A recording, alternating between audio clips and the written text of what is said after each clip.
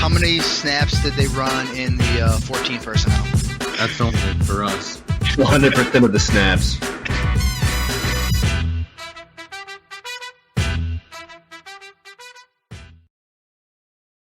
What is going on, everybody, and welcome in to 14P Fantasy. I am your host, Justin Wright. Today, I am joined by a very special guest.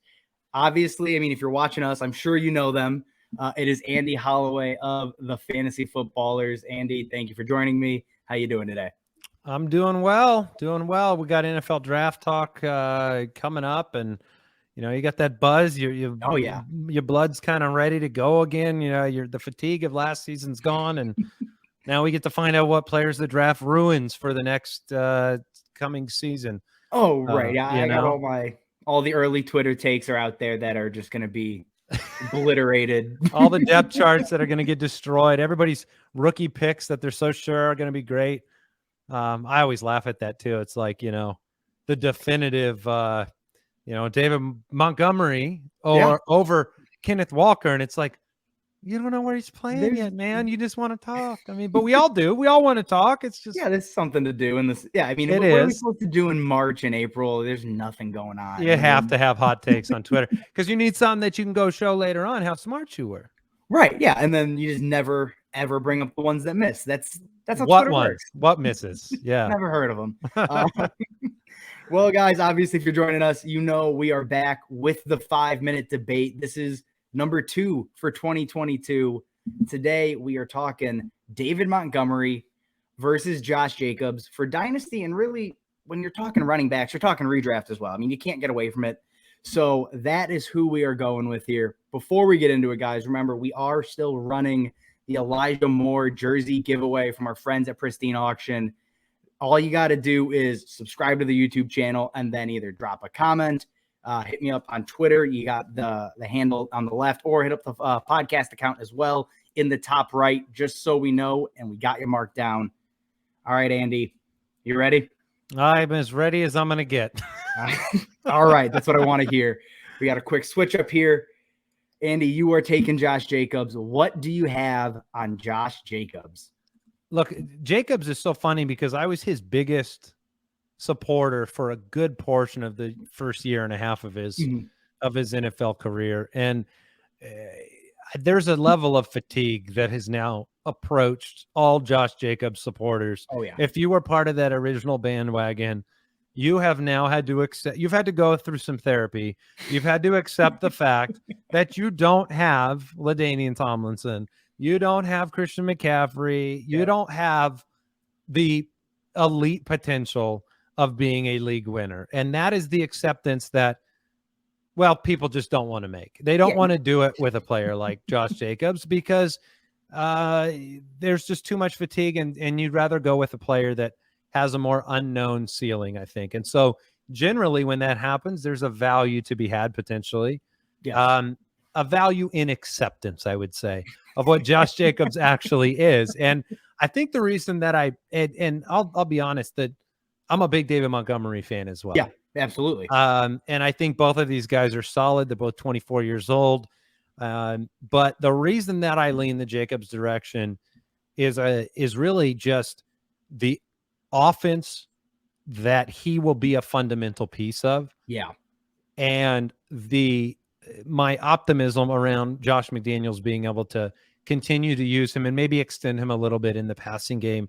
And the fact that, he's been in the league for 3 years and it's never quite as flashy as fantasy players want it to be, but he still finds a way to end up in pay dirt over and over again. Yeah.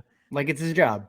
Like it's just, and it's not always sexy. It's more Jordan Howardy sometimes. Yes, that's a fantastic comparison right now. Yeah, you're never really bragging about the Jordan Howard, between the tackles moves. Yeah. The top speed seems to be kind of not a fundamental aspect, but seeing him go up and catch 54 passes, see him, he's going to have opportunities on the goal line with Devontae Adams coming in.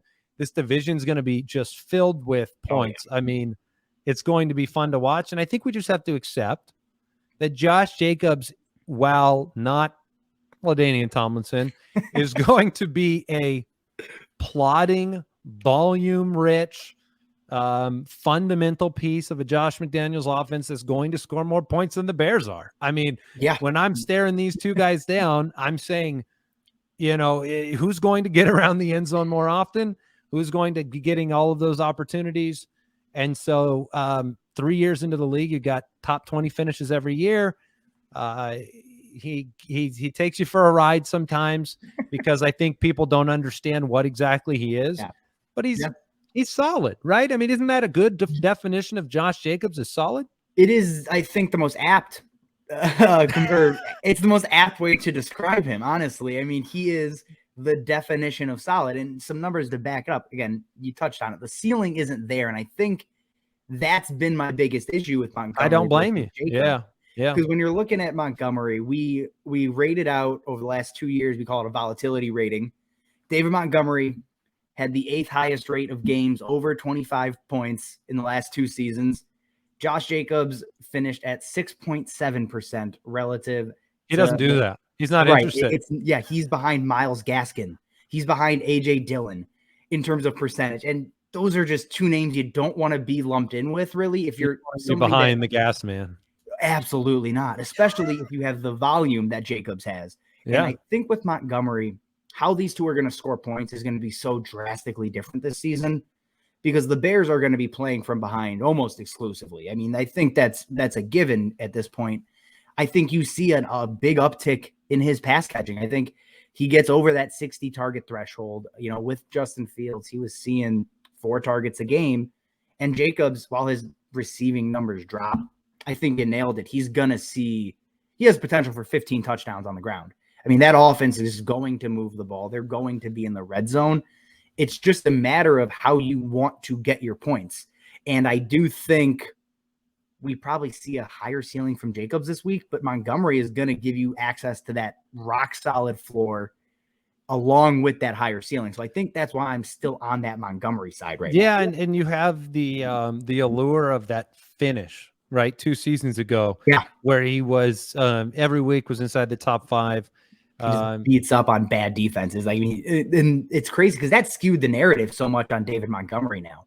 So you've got sorry, go ahead. No, I was gonna say, because if those are spread out over the course of the season, you don't get people saying, "Oh, it's a flash in the pan." Like, it's just they happen to be a string of great games. Well, and it's like, it was a longer stretch of what we saw Rashad Penny do at the end of last year, exactly, where he had 3 or 4 games, and you're like, "No, I definitely can't trust that." And then Montgomery had a few more than that, and you're like, "I don't know if I can trust it." I'm still not sure. and the truth is, too, is the contract situations for both of these players are going to be a really big issue because they're both 5th-year option players, and Montgomery won't get a 5th year. But so I got a question for you. Then. I mean, everything I'm reading, and I'm sure you're seeing the same things, it does not seem like Jacobs' option is going to get picked up at the beginning of May here. They're just burdened with so many big contracts, so he's likely to hit free agency. Both of these guys. Yeah, I just the Bears again. I am a Bears fan, but so I know where this team is headed. It's not enjoyable. It's all around bad. Can you come and represent the Bears so that people don't think I hate them when I say the truth to them? I have listened to the footballers for years. I am convinced you guys despise the Bears, and I don't. You think we have an axe to grind, huh? No, not really. But it's bad. As a Bears fan, it's as bad as it can get. I do think, given that Fields is on that rookie contract, we don't really have any major payload. You think they're going to pay him? I think he gets a 4-year deal because you got to give Fields some semblance of weapons. You can't roll in with Mooney, Kmet, and what about Pringle, man? Come on. I mean, you gotta. That one hurt. That one that hurt my soul. I mean, does Fields have? I know this is not the debate, but does Fields have a real shot with what they're providing him? Because he feels like almost like already a lame duck in that offense right now. It does feel that way. The way I'm treating it is, this is not there's no quick move they could have made to surround Justin Fields and say, this is a contending team. That offensive line needed too much work. Right? So you almost had to go this route. As long as I see improvement in terms of decision-making, especially decision-making, if he takes steps there, I think you see a big year 3 leap. I don't think you get it in year 2.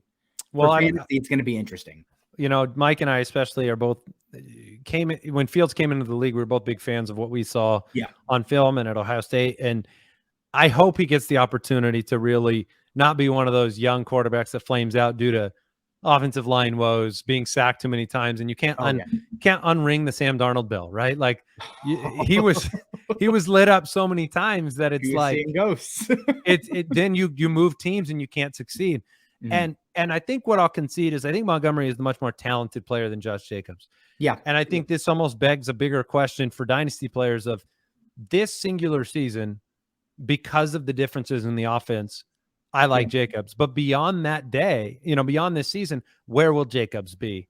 How much does that future unknown factor into the decision for this singular year? And that's always the challenge, because you can't, at least my philosophy is, you obviously can't play for like 2 years from now at all times, because then you will never, ever win. Right. It's not going to work.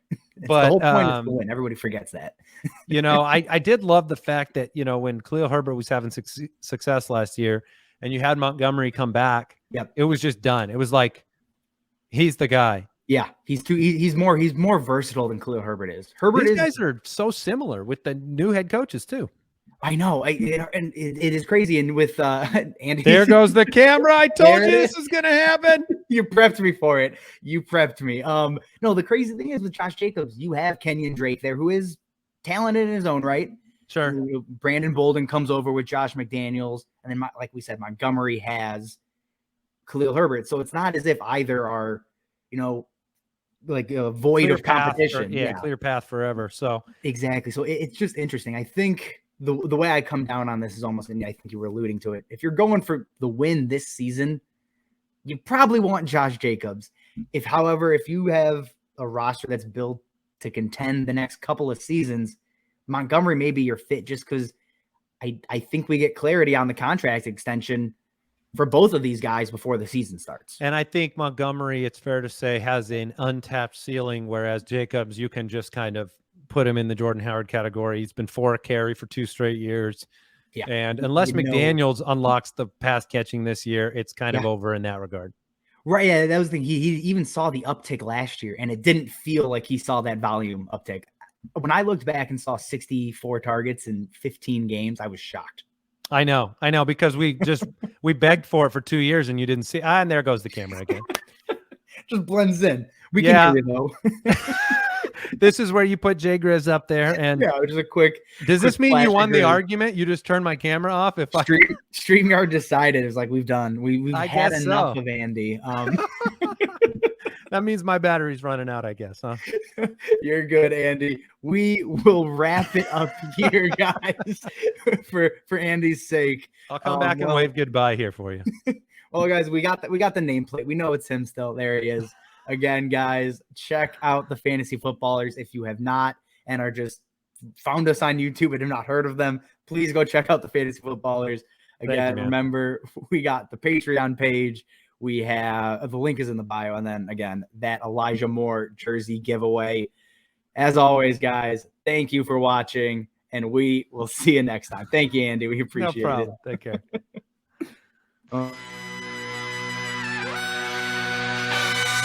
How many snaps did they run in the 14 personnel? That's only for us. 100% of the snaps.